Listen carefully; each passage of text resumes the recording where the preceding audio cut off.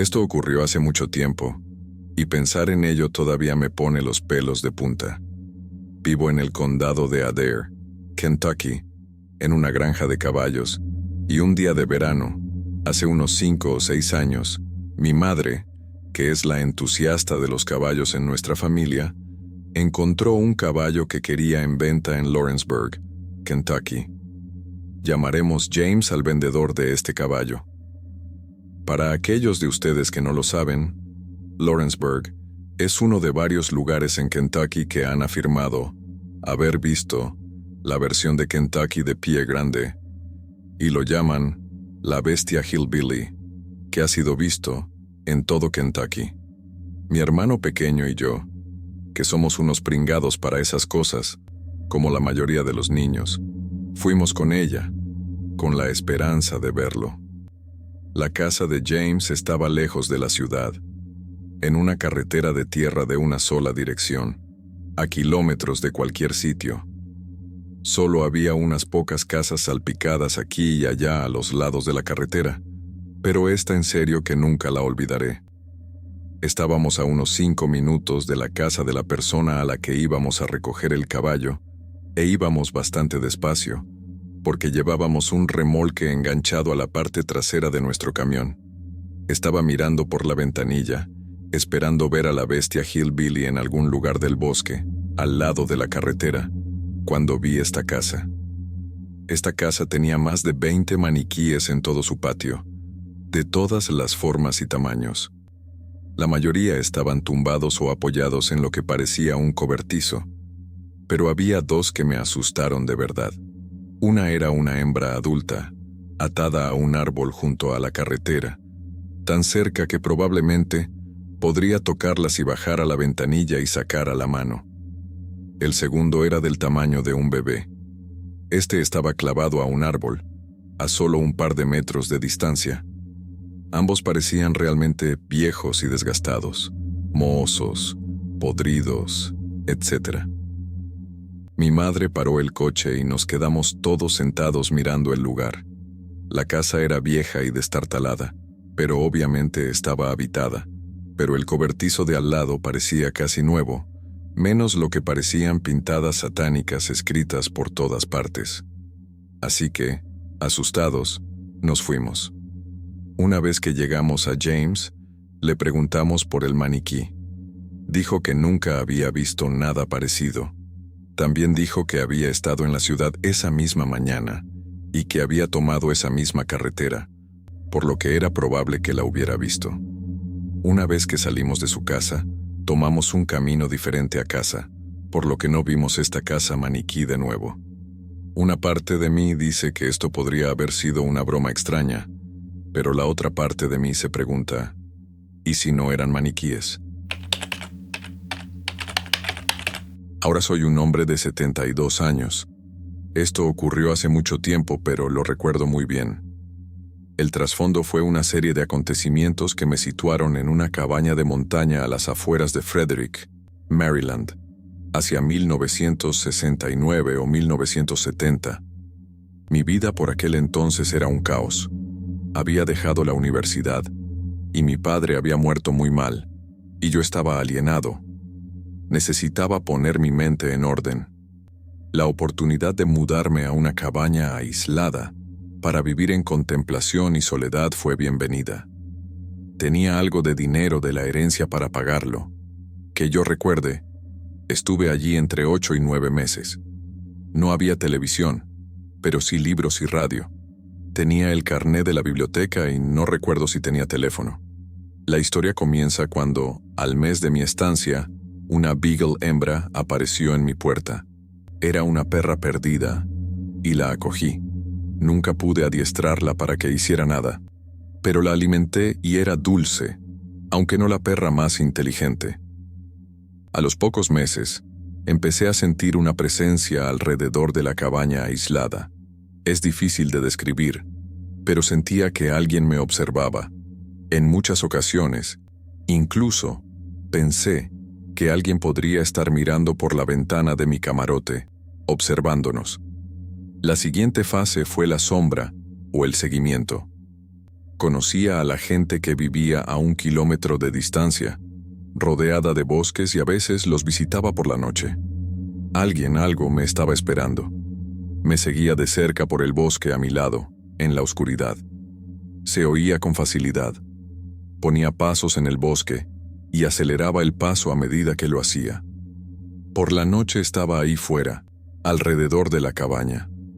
Lo curioso es que nunca tuve miedo. Nunca me sentí amenazado. En absoluto. Al menos al principio. No había sensación de malevolencia. Pasé un buen rato deambulando por las vastas zonas boscosas que me rodeaban. El bosque municipal de Frederick se extendía kilómetro tras kilómetro. Todo el oeste de Maryland era mucho más rural de lo que es ahora.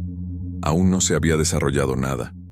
En nuestras caminatas, el perro y yo nos topamos con pruebas de campamentos recientes en el bosque, restos de hogueras y viejos edificios abandonados que tenían rincones que daban cobijo y parecían dormidos.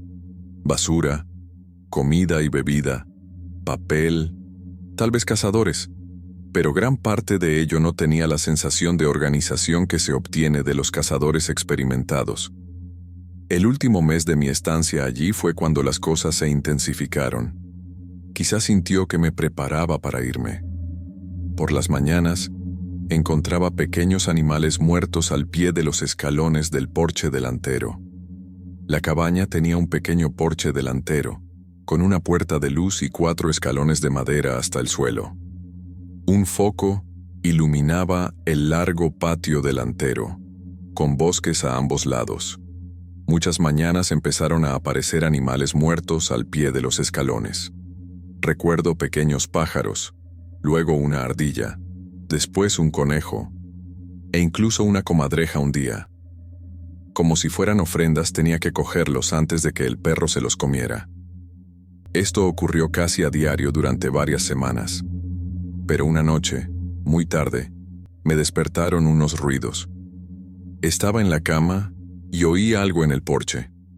Me levanté de un salto y encendí las luces, y vi a aquella perra sabuesa que nunca aprendió a sentarse ni a quedarse quieta, de pie en la puerta principal, en una perfecta posición de punta.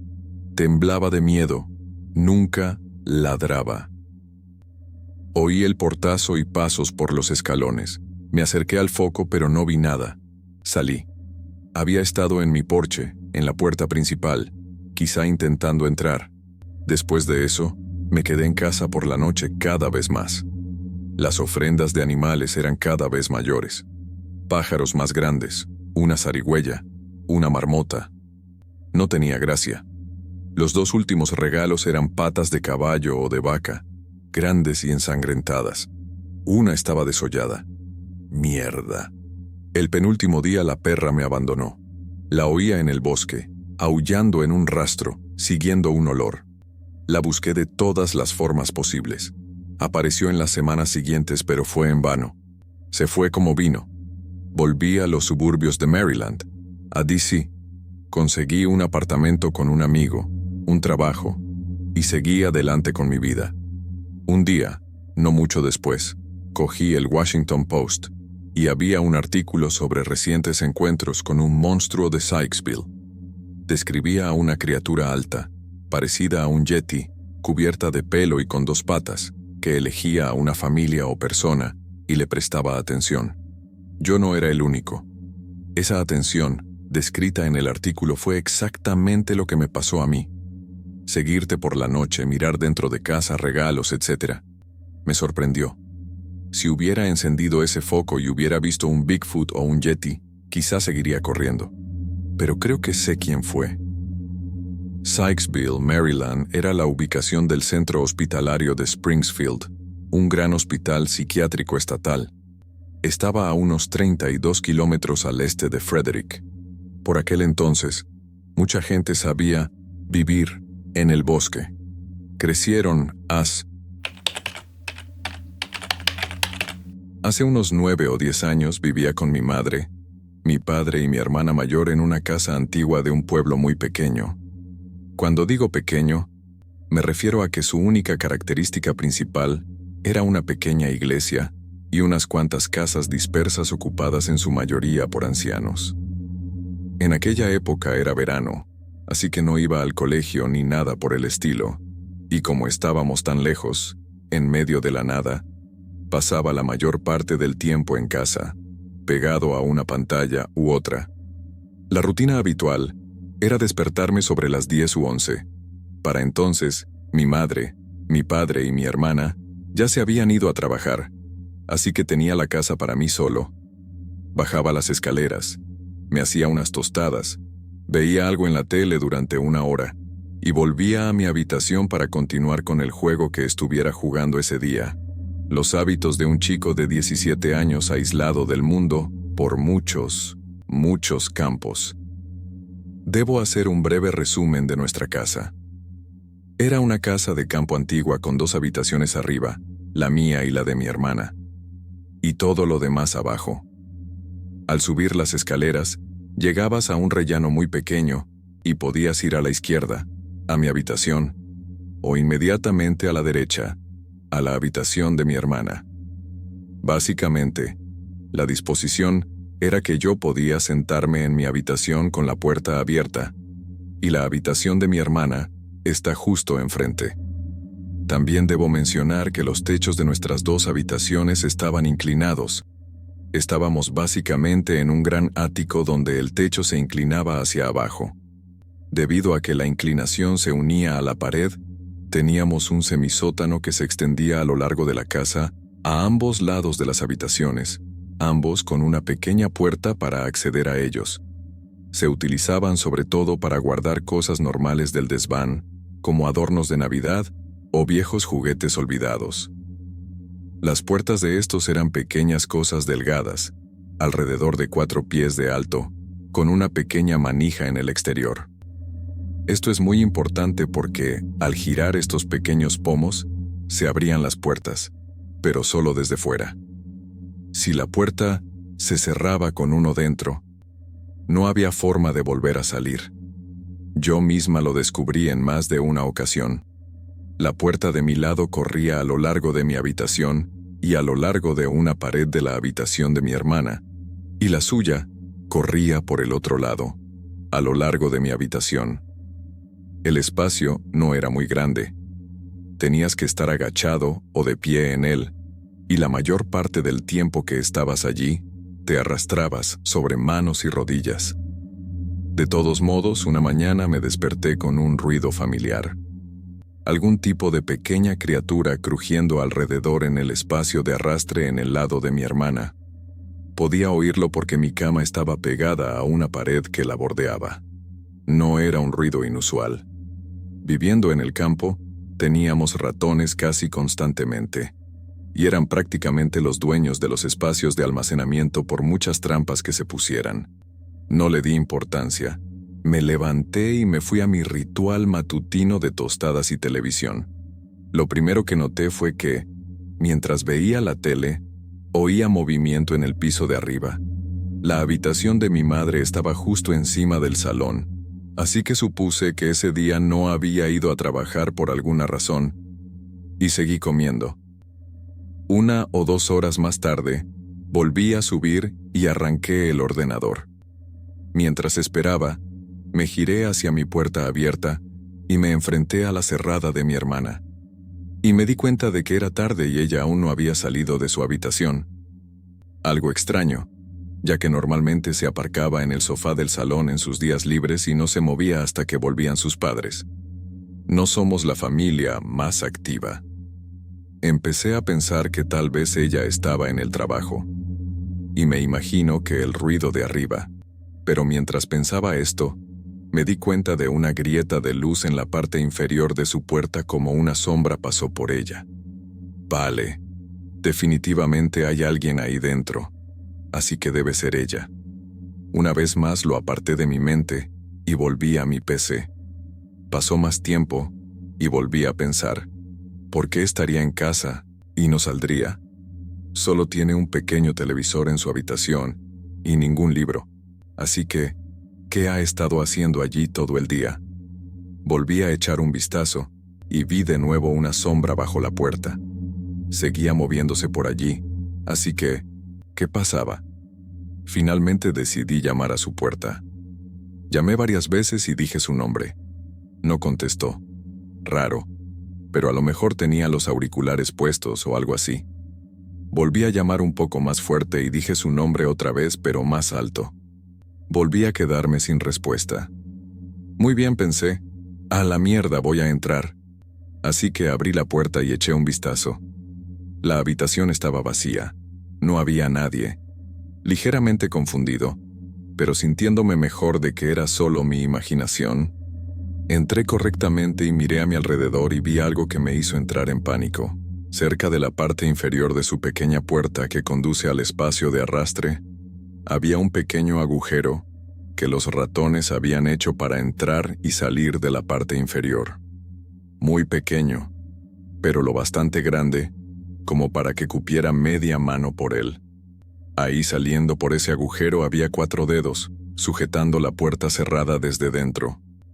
Al principio pensé, no pueden ser dedos, no seas estúpido, hasta que los vi arrastrarse lentamente de vuelta por el agujero, hacia el espacio de arrastre. Perdí la cabeza. En voz muy baja debo añadir. Salí de la habitación cerrando la puerta tras de mí y corrí a mi cuarto. Como era un adolescente estúpido, cogí el arma más imponente que pude encontrar, la pistola Winchester falsa que me habían regalado en Disneyland unos años antes. Pensé que si quienquiera que estuviera escondido en aquel dormitorio no creía que era un arma de fuego real, al menos podría golpearle con ella. Salí corriendo escaleras abajo hacia donde estaban mis perros, en el otro extremo de la casa, y llamé a mi madre, que trabajaba a unos 5 minutos en coche de nuestra casa. Me dijo que no me moviera, y que ella y su jefe estaban de camino. Y esta vez, hice una pequeña mejora, de falso rifle de plástico, a uno de los palos de golf de mi padre. Me sentí mucho mejor con él. Por fin aparecen mi madre y su jefe, John, y les cuento todo lo ocurrido hasta entonces. Dicen que de acuerdo, y todos subimos a investigar. Yo, no muy heroicamente, detrás de ellos, con mi palo de golf. Llegamos a la habitación de mi hermana y señalo la puerta. Nunca sabré si mi madre es tan dura como un clavo o tan estúpida, pero mientras John y yo miramos, se acerca a la puerta, la abre de un tirón y mete la cabeza. Pasa un momento, mientras mira a izquierda y derecha, y John y yo nos preparamos para arrancarla de las garras de este psicópata, asesino vagabundo, escondido ahí dentro, antes de que ella grite, «Chris, ¿qué coño haces ahí dentro? Sal de ahí». Un poco de historia, Chris era el novio de mi hermana. Sin que yo lo supiera, la noche anterior mi padre le había pedido a Chris que se fuera, ya que en ese momento llevaba unos 5 días con nosotros. Él dijo que sí, que no había problema, y por lo que sabían mamá y papá, se había ido a casa. Lo que realmente sucedió fue que en lugar de irse, él y mi hermana habían planeado hacer que pareciera que se había ido. Entonces podría quedarse otra noche. Entonces se despertaría antes de que mi madre gritara a mi hermana para ir a trabajar, como hacía todas las mañanas, y se escondería en el sótano, y dormiría allí hasta que todo el mundo se hubiera ido por el día. El único pequeño obstáculo en su plan, en el que no habían pensado, era, lo has adivinado, yo. Se habían olvidado de que yo estaba en casa, y convenientemente se sentó justo enfrente de la única salida durante la mayor parte del día, por lo que estaba atrapado. Cuando llamé, se escondió detrás de la puerta, y la mantuvo cerrada para no quedarse encerrado. De todos modos, mi madre no tardó en decirle que se largara y que no volviera. Desgraciadamente, no fue la última vez que vimos al tipo, ya que resultó que había robado bastante dinero de la habitación de mi hermana mientras estaba escondido y, como mi hermana toma decisiones terribles, la dejó embarazada y, un año más tarde, rompió ventanas para intentar llegar a ella y al bebé. Durante un tiempo, vivimos en la misma ciudad. Cuando yo iba a la universidad, y él estaba en la cárcel por apuñalar a alguien en otra ciudad. Un gran tipo. Ah, y un pequeño remate a todo esto. Como he mencionado antes, las únicas habitaciones de arriba eran la mía y la de mi hermana. Estuvo allí cerca de 14 horas, sin acceso a un retrete, pero no se preocupó porque tenía un montón de botellas vacías para mear, que amablemente nos dejó para que las limpiáramos. Y por último, un año después, mi madre estaba sacando los adornos de Navidad que estaban al fondo del almacén. Encontró una pequeña bolsa llena de heces. Debo mencionar que la encontró justo al lado de mi cama, al otro lado de la pared. Ese crujido que me despertó ese día era él, escondiendo su mierda entre nuestro oropel y el árbol. Podría contar 1.000.000 de veces en las que, de niño y de joven, sentí miedo o paranoia jugando en el bosque. Es un lugar precioso, y pasé toda mi infancia perdiéndome, no literalmente, por ahí solo o con amigos. De niños nunca nos alejábamos demasiado, pero a medida que crecíamos, nos íbamos aventurando cada vez más, debido a los fuertes y tallas que dejábamos. Esta vez en particular, como 1000 veces antes, mi amigo y yo acabábamos de graduarnos en el instituto. Era nuestro último verano de libertad y lo pasamos acampando y haciendo senderismo.